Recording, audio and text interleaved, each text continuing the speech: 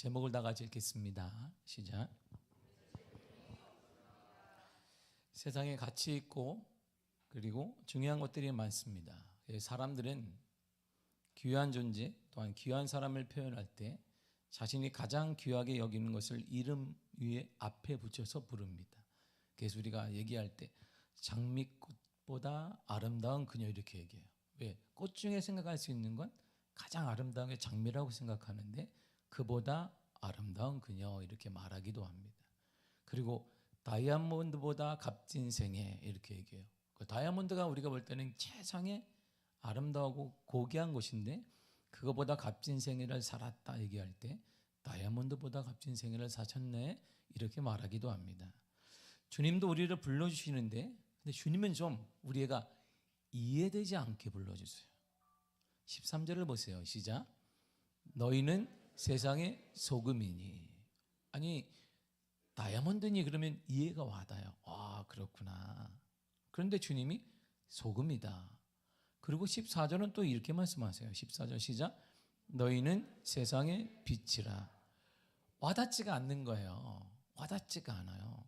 다르게 말씀하셨던 우리에게 더 빠르게 와닿을 수 있는데 이렇게 말하니까 와닿지가 않아요. 너희는 세상의 다이아몬드야. 그러면 그렇군. 내가 이런 존재구나. 그러면 이해가 돼요. 그 당시에도 다이아몬드가 있었단 말이에요. 아니면 너희는 세상의 금이야. 그러면 와 그렇지 내가 금보다 귀한 존재구나. 아니면 오늘 말하면 너희는 세상의 백지수표야. 쓰는 대로 네 가격이 올라 그러면 할렐루야 내가 백지수표구나. 이해가 돼요.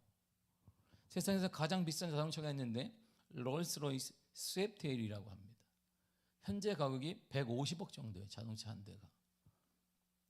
또한 1963년에 나온 페라리 250 GTO가 현 시세로 730억 원입니다. 그러면 주님이 이렇게 얘기하셔야 돼요. 너는 세상에 롤스로이스 스왑테일이야. 모르지만 괜히 롤스로이스야? 내가 이렇게 150억짜리보다 더 가치가 나가나? 아니면 너희는 세상에 페라리 250이야. 그러면 730억. 와 내가 이런 존재였구나. 쉽게 와닿는데 주님은 전혀 우리가 와닿지 않는 말로 하시는 거예요. 너희 세상에 소금이야. 아니 소금 가장 싸. 마트 가면은 이 싼 존재이네. 아니요 구하기 힘든 뭐 이렇게 얘기를 해야 되는데 소금이다. 빛이다. 나가면 있어요 빛이. 오늘도 이렇게 쉽게 얘기하시는 거예요. 그러니까 우리가 와닿지가 않아요. 왜 우리를 향해 소금과 빛이라고 말씀하셨을까요? 이 둘의 특징이 있습니다. 이 둘은요 대체품이 없어요. 대체품이 없는 거예요. 소금과 빛은 대체할 아무런 품목이 없습니다. 대체품이란 대신해서 바꾸어서 사용할 수 있는 물품을 말하는데 소금과 빛은 대체품이 없어요. 반면에 세상에 일반적인 것들은 대체품, 대용품이 있습니다. 다이아몬드 쓰면 금반지 끼면 되고 금반지 쓰면 은반지 끼면 돼요. 그것 때문에 우리가 죽지는 않아요. 죽지는 않습니다. 우리가 핸드폰 막 중독 걸렸다 하지만 핸드폰 때문에 없다고 해서 죽지는 않아요. 되게 불편할 거예요. 쌀 없으면 오늘날 그때 우리가 말이야 어르신들에게 6.25 때는 말이야 먹을 게 쌀이 없었단다. 그러면 젊은이 햄버거 드시지 그랬어요. 라면 종류가 얼마나 많은데요. 밥보다 맛있는데 왜 안 드셨어요? 그러니까 아이고 속 터져라. 쌀 대신 라면 먹으면 되고 택시 못 타면 버스 타면 돼요. KTX 못 타면 일반 기차 타면 됩니다. 그리고 생고기 못 먹으면 냉동고기 먹으면 돼요. 한우 못 먹으면 수입육 먹으면 됩니다. 5만 원짜리 식사 못 하면 만 원짜리 식사하면 돼요. 그리고 서울 한 구석에는 지금도 2천 원짜리 국밥 파는 데가 있어요. 그거 찾아서 먹으면 돼요. 그러나 소금은 대용품, 대체품이 없습니다. 우리 몸의 장기 중에 심장이 있는데요. 유일하게 심장은 암에 걸리지 않아요. 다른 데는 다 암이 있습니다. 심장암은 없습니다. 심장을 우리가 동물을 얘기할 때는 심장이라고 말하지 않고 염통이라고 말합니다. 소금통이라는 거예요. 소금통이기 때문에 암이 없다는 겁니다. 우리에게 인간에게 필요한 것들이 네 종류가 4개 중에 둘 중에 2개가 뭐냐면 빛과 소금이에요. 바다가 왜 얼지 않을까요? 소금 때문이에요. 여러분, 응급환자에게 링겔을 맡겨야 합니다. 뭔데요? 식염수, 소금물입니다. 요즘 싱겁게 먹는 것이 유행이지만 싱겁게 먹을수록 더 빨리 죽습니다. 이게 의학적인 거예요. 짜게 먹을수록 강합니다. 근데 단 건강한 짠맛을 먹어야 돼요. 예를 들면 된장, 재래식 간장, 천일염 등등 짜게 먹어야 합니다. 이처럼 좋은 소금이 몸 안에 나쁜 나트륨을 다 빼내기 때문입니다. 당뇨, 혈압, 암 환자의 피는 여기에서 달아요. 왜요? 그래서 다니까 썩는 거예요. 피맛은 짜야 썩지 않습니다. 그래서 저염식은 급사할 수 있다는 말이 연구가 계속 나오고 있습니다. 빛도 마찬가지입니다. 빛이 없어봐요? 깜깜해요. 깜깜한 지구를 생각해 보세요. 상상해 보십시오. 빛이 없으면 광합성을 하는 식물은 광합성을 못하기 때문에 다 죽어요. 그거를 먹어야 되는 초식동물은 또한 또 죽습니다. 그 초식동물을 먹고 있는 육식동물도 죽어요. 그러니까 먹을 걸 다 죽습니다. 지구는 빛으로 온도를 유지합니다. 그런데 빛이 없다면 지구의 온도가 내려가서 지구가 얼음덩어리가 됩니다. 태양은 스스로 빛을 내는 물체예요. 우리가 사물을 볼 수 있는 것도 태양의 빛을 내기 때문입니다.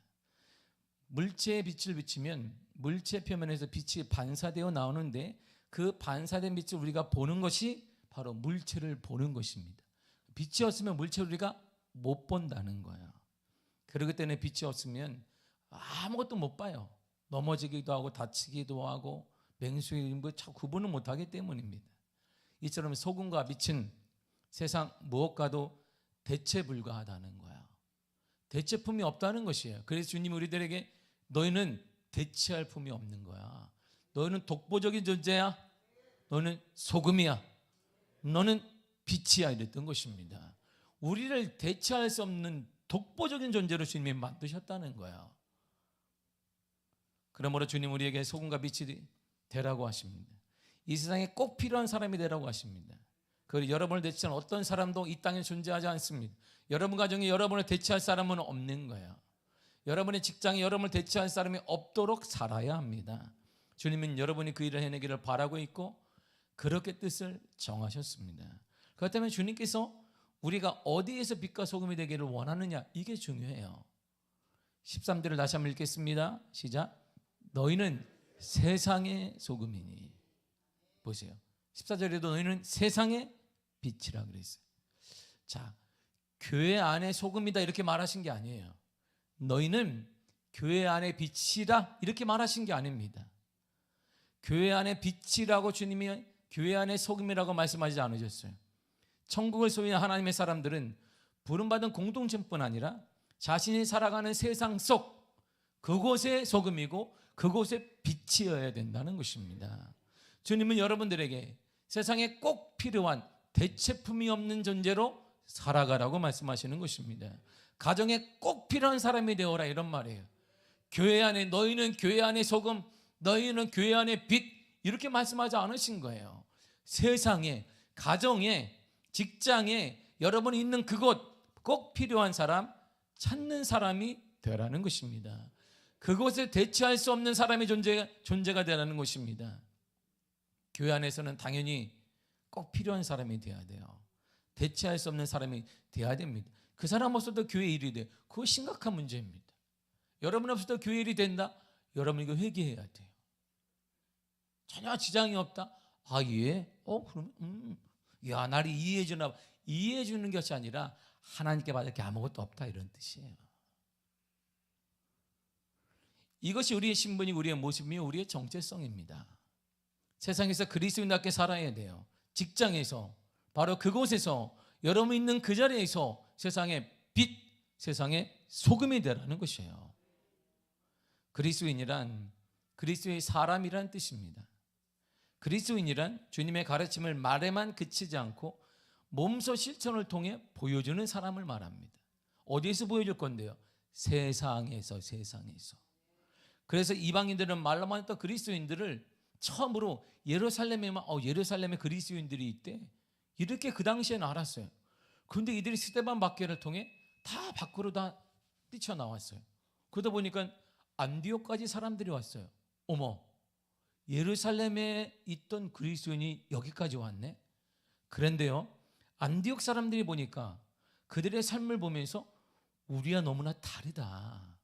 삶이 다른데, 태도가 다른데, 살아가는 방식이 다른데, 생각이 다른데, 언어가 다른데, 그걸 발견한 거예요. 그래서 이들을 이렇게 불러줬던 것입니다. 사도행 11장 26절입니다. 시작.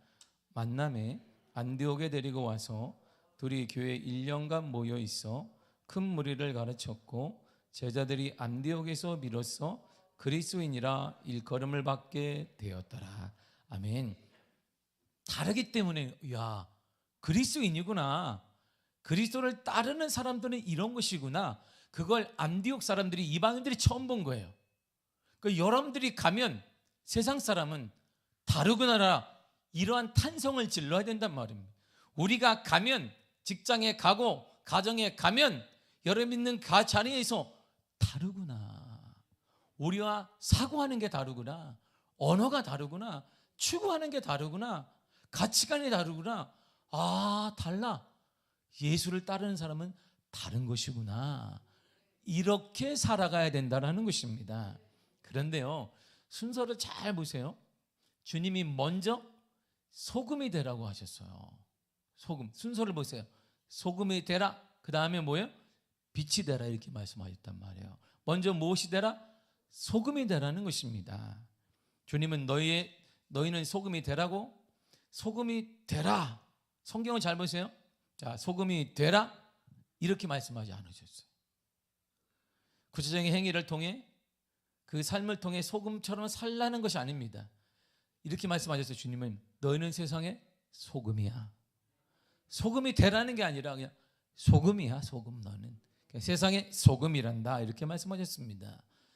이제 김장철이 돼가요. 우리에게도 코로나 팬데믹 3년 만에 드디어 김장을 하게 됩니다. 이야, 얼마나 기대가 되는지 몰라요.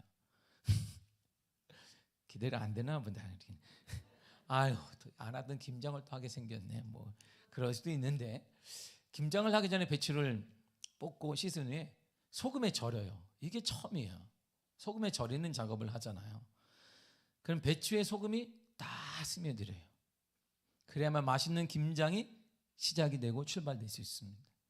소금은 이처럼 녹는 거예요. 녹아서 다 들어가는 거예요. 녹아서 다 필요한 것에 들어가. 음식에 넣으면 녹아서 음식을 다르게 변형시키고 맛을 다르게 만듭니다. 하나님의 자녀 그리스도인은 세상에서 소금으로 살아야 돼요. 소금처럼 맛을 내야 되고 소금처럼 썩지 않도록 방부제 역할을 해야 됩니다. 소금처럼 세상에서 꼭 필요한 사람이 되어야 합니다. 이처럼 소금의 진정한 가치를 말하기 위해서는 녹아야 돼요. 어우러야 됩니다. 녹지 않고 소금이 그대로 있으면 아무런 변화가 일어나지 않아요. 소금은 녹아야 돼요. 녹아야 김장이 절여지고, 녹아야 찌개의 맛이 달라지고, 녹아야 모든 양념이 들어가서 달라지고 변화시키게 된단 말입니다. 교회 안에서 나는 하나님을 잘 믿는 사람이야. 여러분들 백날 외쳐봐야 세상을 아무도 몰라줘. 내가 교회 안에서는 뭐 직분자야. 그걸 세상에서 아무도 몰라줘. 여러분들이 내가 교회 안에서는 말이에요 좀 이렇게 중직이, 그거 뭐 할 건데요? 세상에서 아무도 관심도 없어요. 그런 거 아무도 관심이 없네. 우리들만 노는 거예요. 우리들만. 나는 내가 교회 안에서 예수님 잘 믿는 사람입니다. 여러분들이 외치고 다녀봐야 아무런 가치가 없습니다. 세상 속에 어우러지지 않는 소금은 가치가 없는 거예요. 세상에 녹아나지 않는 소금은 가치가 없는 것입니다. 그런 그리스도인은 가치가 없어요. 세상 속에서 진정한 가치를 드러낼 수 있는 사람이 진정한 그리스도인이고 하나님의 자녀이며 지금도 역사하는 하나님의 은혜 받는 사람들의 특징인 것입니다. 이처럼 주님께서 우리가 세상의 소금이다라고 하신 말씀은 이 세상 어디든지 잘 어우러지라, 녹아지라는 것입니다. 여러분들의 가정에, 여러분들의 일터에 녹아지라는 것이에요. 세상을 적대시하지 말고 그 세상으로 들어가라는 것입니다. 들어가야 소금이 변화시켜요. 맛을 변화시킨단 말입니다. 소금이 들어가면 전혀 달라요. 싱겁잖아요. 소금 탁 넣으면 맛이 달라져요.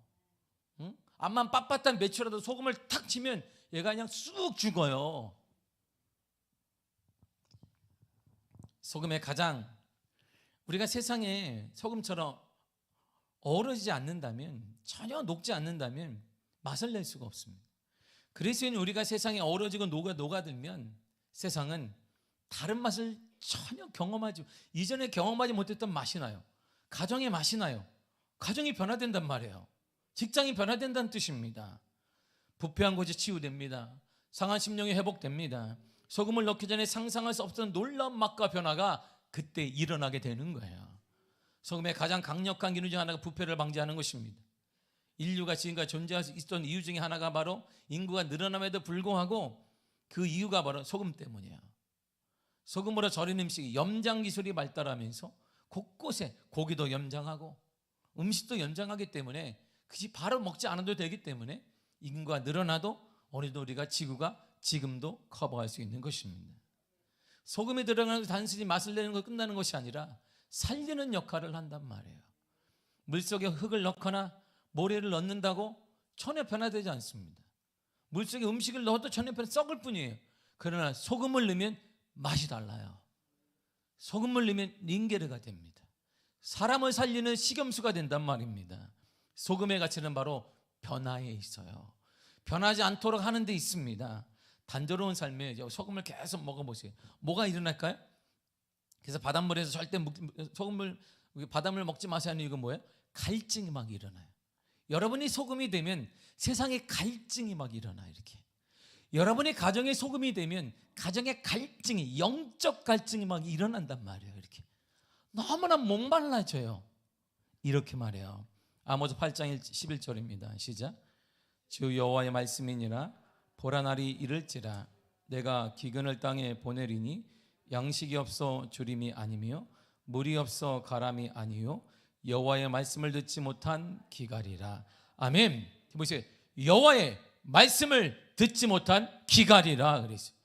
막 갈증이 일어나는 거예요. 내가 소금이 되면 갈증이 일어나요. 여러분의 가정에 소금이 되면 가정에 막 갈증이 일어나. 갈증이 뭐가 막 영적 갈증이 하나님에 대한 갈증이 막 일어납니다. 그 갈증이 일어날 때 살리는 것은 생수를 먹는 거야. 생수를 먹으면 해결돼요. 그 생수를 성경은 이렇게 말해주고 있습니다.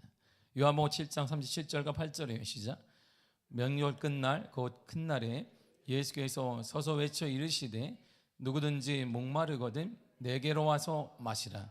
나를 믿는 자는 성경의 이름과 같이 그 배에서 생수의 강이 흘러나오리라 하시니. 아멘. 목말라져요.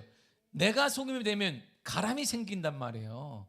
여러분이 진정 세상에 소금이 됐다면 그것에 가람이 생겨요. 갈증이 일어나요. 영적 갈증이. 생수를 찾게 돼요. 그 생수가 생명이고 그 생수가 성령이며 그 생수가 바로 예수 그리스도인 것입니다.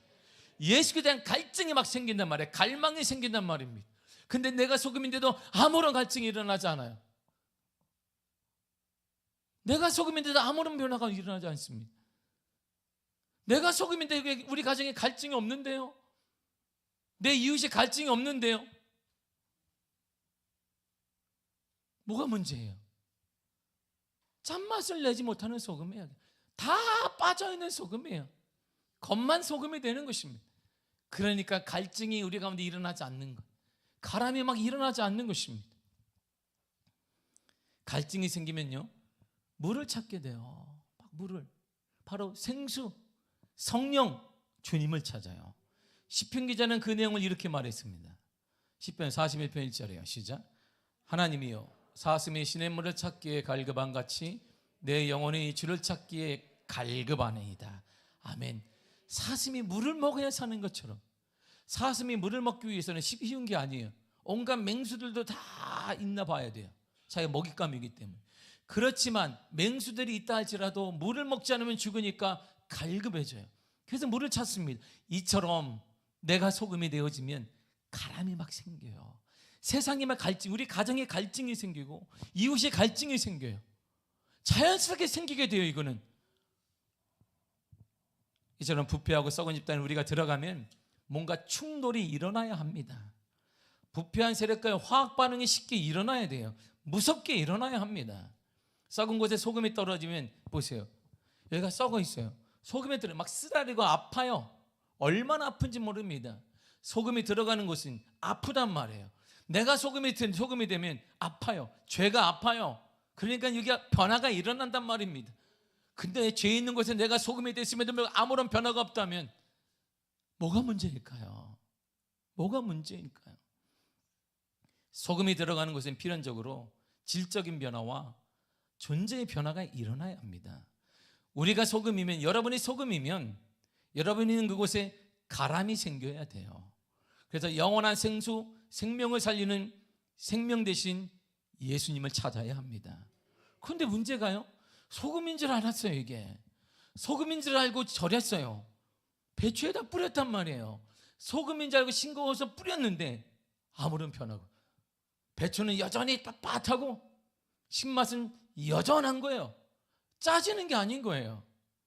성기가 다 없어진 소금에 불과하기 때문입니다. 이게 우리 모습이에요. 지금 우리 모습. 주님은 너희는 세상의 소금이라 말씀하셨는데 나를 세상에 뿌렸어요. 나를 가정에 뿌렸습니다. 그런데 아무런 변화가 없어요. 내가 소금을 계속 우리가 뿌려요. 김장을 위해서. 하루가 지났는데 배추가 빳빳해지고 있어. 너무나 싱거워서 국에다가 소금을 계속 넣는데도 불구하고 여전히 싱거워. 소금기가 다 빠져버린 거예요. 그렇게 되면 겉만 그리스도인, 명목상 그리스도인이라고 말하는 거야. 그렇게 되니까 세상이 우리를 이렇게 하는 거예요. 13절을 다 같이 읽겠습니다. 시작. 너희는 세상의 소금이니 소금이 만일 그 맛을 잃으면 무엇으로 짜게 하리요? 후에는 아무 쓸데없어 다만 밖에 버려져 사람에게 밟힐 뿐이니라. 아멘. 세상이 조롱하는 거야. 교회를 조롱하고 있습니다. 그리스도인을 조롱하고 있습니다. 세상에 손가락질을 당합니다. 우리가 세상을 동정해야 되는데 그들이 우리를 동정해요. 불쌍한 사람들. 이게 현실이에요. 소금기가 다 빠졌기 때문에 우리가. 그러므로 세상에 들어가고 진정한 소금이 되어 세상에 녹아져야 합니다. 그리고 세상의 영적 가람을 느끼도록 소금이 되어야 합니다. 부패를 방지하는 소금이 되어야 합니다. 여러분은 썩어져가는 것을 치유하는 소금입니다. 이것이 우리의 모습이에요.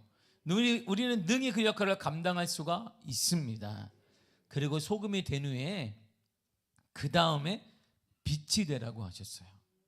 먼저 우리는 세상에 동화되어야 됩니다. 세상으로 스며 들어가야 돼요. 세상으로 쫙쫙 스며 들어가야 돼요. 여러분들의 가정에, 여러분들의 직장에 등 돌릴 것이 아니라 죄 있는 그곳에 들어가야 돼요. 죄 있으니까 좀 못 살아 이렇게. 그럼 여러분들이 그러면 산에다가 교회를 짓고 산에다 혼자 살아야지. 세상으로 들어가야 돼요. 교회가 세상에 존재하는 이유는, 사찰처럼 멀리 떨어져 있는 존재한 산 속에 있지 않는 이유는 교회는 세상으로 들어가기 때문이에요. 여러분 세상에 들어가야 돼요. 세상에 소금이 되어야 합니다. 세상에서 녹아져야 돼요. 그러나 주님이 엄히 경고하신 말씀이 있습니다. 로마서 12장 2절입니다. 시작. 너희는 이 세대를 본받지 말고 오직 마음을 새롭게 함으로 변화를 받아 하나님의 선하시고 기뻐하시고 온전하신 뜻이 무엇인지 분별하도록 하라. 아멘. 세상에 녹아져 살아야 되나? 세상에 물들지 말라 이러는 거예요.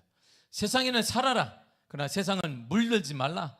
세상에 너희가 물들게 해야지 세상의 것 물들지 말라는 것입니다. 세상에 들어가서 함께 살지만 세상과 구분되라는 거예요. 세상과 구별되라는 것입니다. 우리가 가면 어둠이 쫓겨나요. 빛이기 때문입니다. 빛과 어둠은 절대 공존하지 못합니다. 빛이 들어오면 어둠이 사라져요. 절대 공존할 수가 없습니다. 아침이에요, 아침이에요. 빛이 오니까 환히 밝아져. 빛도 있고 어둠도 있더라. 세상에 이런 게 어디 있습니까? 빛이 있으면 어둠은 사라지게 되어 있습니다. 공존하지 못해요. 함께 살아갈 수 없습니다. 그럼 우리가 빛이라는 말은 세상에 살되 구분되라는 것입니다. 세상에 살되 구분되게 살아라. 직장생활을 해라. 그러나 구분되게 하라. 가정생활하라. 구분되게 하라. 달라야 돼요. 세상과 세상과 달라야 된다 이런 말입니다. 바다에 사는 물고기는 바닷물을 마시지 않으면 몸속의 수분 균형을 유지할 수 없습니다. 그러기에 물고기는 하루 종일 바닷물을 마시고 삽니다. 그런데 바닷물의 염분 농도가 물고기 체액보다 3배 정도 높아요. 염분이 더 높아요. 그걸 계속 물고기가 먹으면 물고기라도 즉시 죽습니다. 그런데 먹었는데도 안 죽어요. 이 물고기들은. 바닷물을 마시면서도 일정량의 염분을 유지할 수 있는 것은 아가미가 있기 때문에, 인간에 없는 아가미가 물고기에는 있습니다. 들이마신 바닷물 가운데 필요 없는 염분, 소금기는 이 아가미에 있는 염류세포를 통해 내보내요. 그래서 물고기의 오줌에는 많은 양의 소금기가 섞여 있습니다. 그걸 다 내보내는 거예요. 그래서 바닷물보다 염분 용도가 물고기는 낮습니다. 그래서 여러분들 회를 딱 먹어보세요. 와, 짜다 이렇게 느끼지는 않아요. 왜요? 염분이 바닷물처럼 짜지 않아요. 자신을 유지하고 있기 때문입니다. 오줌을 통해서 소금기를 다 내보내요. 물고기들이 짠 바닷물을 먹으면서 일정한 수준 이상의, 또한 살이 찌지 않는 이유도 아가미에 있습니다. 아가미를 통해 몸에 해로운 염분을 다 배설하기 때문이에요. 이처럼 우리는 세상에 녹아져 살지만 세상의 것을 먹지 말고 따르지 말아야 됩니다. 세상의 것을 먹으면 물고기가 바닷물을 먹어 죽듯이 우리가 죽어요. 영이 죽습니다. 하나님의 은혜와 단절되게 되어 있습니다. 하나님의 기적과 단절된다는 것입니다. 빛은 어두움을 몰아내야 합니다. 그러므로 너희는 세상의 빛이라는 말씀은 세상에 살되 구분시키란 말이에요. 여러분을 구분되게 만들어야 됩니다. 여러분에게 구분되게 만들기 위해 싸워야 돼요. 피 흘리기까지 싸워야 됩니다. 죄와 싸워야 된단 말입니다. 가만히 둘, 여러분들이 죄에 휩싸이지 않도록 가만히 두지 말고 싸워야 돼요. 빛이 무엇일까요? 성경은 빛을 이렇게 말해요. 시편 27편 1절입니다. 시작. 여호와는 나의 빛이요 나의 구원이시니 내가 누구를 두려워하리요. 아멘. 하나님이 빛이세요. 그리고 주님은 또 이렇게 말씀하셨어요. 요한복음 9장 5절입니다. 시작. 내가 세상에 있는 동안에는 세상의 빛이라. 예수님이 빛이에요. 그러니까 우리는 빛이 아니기 때문에 빛이 되어서 사람을 구원할 수는 없습니다. 그런데 우리가 할 일은 빛을 이렇게 비출 수는 있어요. 사람들에게 빛을 비춰준단 말이에요. 여러분이 있는 곳에 빛을 비추어서 영혼들로 하여금 그리스도를 찾게 만들어야 된단 말입니다. 우리의 삶을 보고, 여러분들의 삶을 보고 내가 잘못 살고 있다라고 세상 사람들이 깨달아져야 되는데 우리가 지금 빛이 못 되는 거예요. 그러니까 세상 사람들이 지금 세상이 어두워지는 거예요. 다 어두워. 그리스도인이 1000만입니다. 인구의 20%가 그리스도인이에요. 그런데 세상이 어두웠어요. 뭘까요? 빛이 못 되고 있는 거예요. 길이 안 보여요, 세상이. 그래서 세상이 이렇게 시끄러운 거예요. 우리나라가 지금 계속 시끄럽습니다. 너희는 세상의 빛이라고 하신 말씀은 빛처럼 구분되라는 뜻입니다. 빛은 어두움을 몰아내야 됩니다. 고린도서 6장 14절이 이렇게 말해요. 시작. 의와 불법이 어찌 함께 하며 빛과 어둠이 어찌 사귀며. 아멘. 보세요. 공존하지 않아요. 죄와 그리스도는 공존하지 않습니다. 죄는 타협의 대상이 아닙니다. 절대 타협의 대상이 아니에요. 죄는 끊어야 되는 것입니다. 죄는 여러분 가운데 끊어야 합니다. 죄는 모양이라도 끊어야 되는 것입니다. 예전에 우리는 어두움이었어요. 그러나 예수 그리스도 영접한 순간 우리는 빛이 되었습니다. 빛처럼 어두움과 구분된 존재가 되어야 합니다. 에베소 5장 8절을 보세요. 시작. 너희가 전에는 어두움이더니 이제는 주 안에서 빛이라. 빛의 자녀들처럼 행하라. 빛의 열매는 모든 착함과 의로움과 진실함에 있느니라. 아멘. 보세요. 전에는 어두움이에요. 그러나 예수를 영접한 후에는 빛이에요. 신분이 달라졌습니다. 어둠이 아니란 말입니다. 우리는 구분됐단 말입니다. 이제 예수를 믿는 순간 여러분들은 구분되었습니다. 구분된 존재가 되어야 돼요. 옛 모습과는 단절해야 됩니다. 피 흘리기까지 싸워야 돼요. 그래서 이거는 장난이 아니에요. 전쟁은 장난이 아닙니다. 전쟁하는데 장난하는 사람 뭐 왔습니까? 1950년 6.25가 났을 때 장난하는 사람이 어디 있습니까? 자신의 생명을 걸고 싸우는 것입니다. 영적 전쟁은 그렇게 하는 것입니다. 너무나 편한 고상하십니까? 고상한 신앙생활을 원하십니까? 한국교회에서 무너진 것입니다. 이제 한국교회가 요즘에 뭐 하신지 아십니까? 교회마다 다 연예인 불러가지고 뭐 하는 거예요 지금. 왜? 교회 안 나온 사람. 여러분 사탄에서 연예인 왔다고 여러분 관심이 있습니까? 관심 없어요. 우리는. 교회가 왜 할까요? 기존에 안 나온 성도 다 끄집어내는 것입니다. 역교회 성도 다 오라는 것입니다. 그거 하는 거예요. 그거 지금 우리 한국교회가 이제 복음으로 돌아가는 것이 아니라 성도가 떨어졌으니 옆교회든 무엇이든 다 끌어모으자는 것입니다. 이게 아직도 똑같은 일을 반복하고 있어요. 복음 때문에 잃어버렸는데 복음으로 돌아갈 생각은 안 하고 가장 쉬운 세상의 방법을, 마케팅 방법을 지금도 취하고 있는 것입니다. 모든 교회의 공통점이 오늘날 이제는 피 흘리기까지 싸워야 돼요. 이 영적 전쟁은 장난이 아닙니다. 죽고 사는 문제에 달려, 우리 다음 세대가 죽느냐 사느냐 문제가 달려있고, 여러분들의 사업체나 여러분들의 가정이나 여러분들의 부부 생활이나 이 모든 것들이 거기에 달려있는 것입니다. 하나님이 함께하면 살아날 것이고 하나님이 함께하지 않으면 죽게 될 것입니다. 이게 복음이에요. 복음은 어려운 것이 아닙니다. 복음은 고상하게 많은 선택을 주는 게 아니라 딱 하나만 있습니다. 하나님을 따르면 삽니다. 하나님을 따르지 않으면 죽습니다. 그 외엔 답이 없어요. 이 쉬운 답을 한국교회가 지금 코로나가 끝나면서 빙빙 돌리고 있습니다. 상처받을까 봐 교회 안 나오는데, 이런 것 때문에 한국교회가 코로나에 무너졌는데 지금 그 일을 한국교회가 다시 하고 있어요. 사랑하는 성도 여러분, 영적 전쟁은 장난이 아니에요. 피 흘리기까지 싸워야 돼요. 그래 이겨내야 합니다. 비의 빛이 되라고 주님이 하셨기 때문에 빛처럼 구분되게 살아야 됩니다. 철저히 회개하고 또 회개하며 이겨내야 됩니다. 주님의 도움으로 일어나시기를 바랍니다. 예수 이름으로 승리하시기를 바랍니다. 반드시 우리는 일어날 것입니다. 복음이 승리하는 것입니다. 예수님이 승리하는 것입니다. 세상을 본받지 말고, 세상의 마케팅이 중요한 것이 아니라 주님이 중요한 거예요. 주님의 마음을 사야 돼요. 주님의 마음을, 세상의 마음 그것이 아니라 주님의 마음을 사면 주님이 도와요. 여러분들의 가정을 돕고 여러분들의 자녀를 도우며 우리 교회를 도와주십니다. 그때 부흥의 역사가 일어나는 거예요. 그러므로 이제 우리는 어둠을 완전히 벗어야 돼요. 로마서 13장 12절 이렇게 말합니다. 시작. 밤이 깊고 낮이 가까웠으니 그러므로 우리가 어둠의 일을 벗고 빛의 갑옷을 입자. 아멘. 어둠을 벗으라는 거예요. 죄의 모습을 벗으라. 예수님을 믿기 전의 모습을 벗으라는 것입니다. 빛의 갑옷을, 빛은 예수 그리스도이십니다. 그리스도의 피를, 은혜의 피를 덧입으라는 것입니다. 요한복음 1장 14절에 보면 말씀이 곧 예수님이세요. 그리스도인에게 유일한 공격용 무기를 하나님이 딱 하나 주셨습니다. 그리스도인에게 공격용 무기가 하나 있어요. 나머지 다 방어하는 거예요.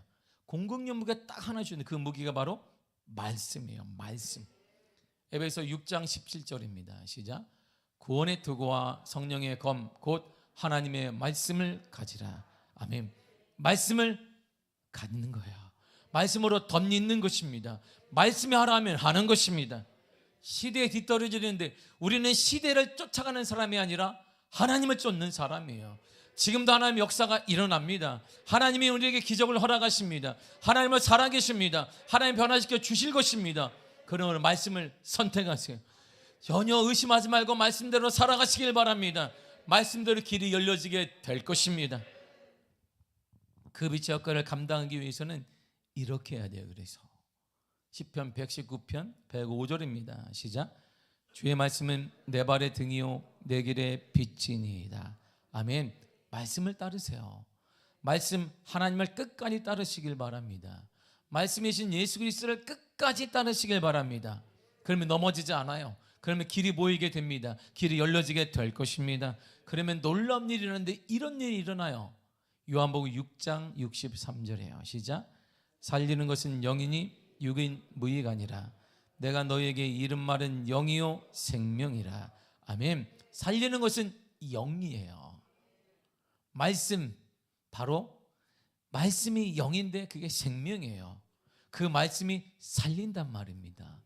나는 내가 너에게 이른 말, 주님의 말이 생명이고 그 말이 살린단 말이에요. 말씀이 우리를 살려요. 교회를 살립니다. 여러분들의 가정을 살리고 여러분들의 부부관계를 살리며 우리 직장을 살리고 사업체를 살아나게 하시는 것입니다. 그리고 이제 빛됨을 절대 잊지 마세요. 여러분들은 빛입니다. 장소나 환경이 바뀐다고 빛이 어둠이 되지 않습니다. 빛은 한국에 있어도 비치고 미국에 있어도 비치고 아르헨티나 가도 비치고 북한에 가도 비친 빛이에요. 일단 모든 나라에서 빛은 어둠과 공존하지 않습니다. 여러분들은 빛이에요. 빛이 어둠이 되지 않습니다. 그러므로 이렇게 하세요. 빌립보서 4장 8절입니다. 시작. 끝으로 형제들아 무엇이든지 참되며 무엇이든지 경건하며 무엇이든지 옳으며 무엇이든지 정결하며 무엇이든지 사랑받을 만하며 무엇이든지 칭찬받을 만하며 무슨 덕이 있든지 무슨 기림이 있든지 이것들을 생각하라.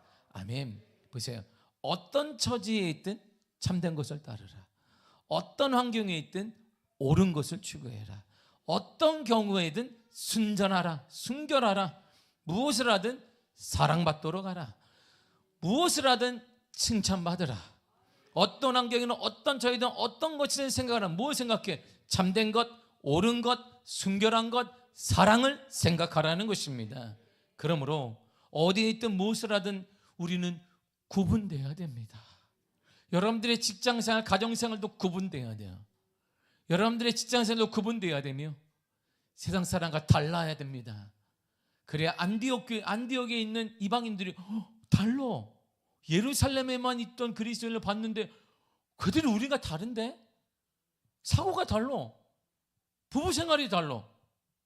가정생활이 달라. 어떻게 다르지? 예수를 따르는 자들이구나. 그들이 충격을 받은 것. 그리스도인이구나. 이렇게 스스로에게 이 명칭을 만들어준 것입니다. 그러므로 어디에 있든 무엇을 하든 사랑하는 성도 여러분, 구분되어야 합니다. 영적인 싸움을 승리해야 됩니다. 베드로 사도가 마지막으로 이렇게 말합니다. 베드로전서 1장 15절입니다. 시작. 오직 너희를 부르신 거룩한 이처럼 너희도 모든 행실에 거룩한 자가 되라. 아멘. 해보세요. 거룩은 바로 구분이에요. 구별된다는 뜻입니다. 구별되라는데 어떻게? 어떤 면에? 모든 행실에. 일부분이 아니에요. 모든 행실에. 가정생활, 이웃과의 관계, 직장생활, 모든 부부생활, 모든 면에 있어서 구분되게 하라. 구분되어야 합니다. 죄와 싸워야 합니다. 반드시 주님께서 여러분들에게 승리를 허락하여 주실 것입니다. 싸우십시오. 싸우시게 합니다. 영적인 싸움을 이겨내야 됩니다. 그래서 참다운 가정을 만들고 복된 부부상을 만들고 주님이 원하지 않는 그 부분을 잘라내야 되는 것입니다. 어두움을 잘라내야 되는 것입니다. 주님이 도와주실 것입니다. 반드시 승리하게 될 것입니다. 여러분들의 전쟁의 터전은 이곳이 아니라 세상이에요. 너희는 세상의 소금이라. 너희는 세상의 빛이라. 교회 안의 세상, 교회 안의 빛, 교회 안의 소금이 아니라 그건 너무나 당연한 것이기 때문에 오늘 주님은 저와 여러분들에게 세상이라는 거야. 가정에서 소금의 역할을, 가정에서 빛이 되고 직장생활 가운데, 여러분들의 가정생활, 부부생활 가운데 빛이 되시기를 바랍니다. 소금 되시기를 바랍니다. 반드시 주님이 여러분들 승리하게 하여 주실 것입니다. 기도하겠습니다. 하나님 감사드립니다.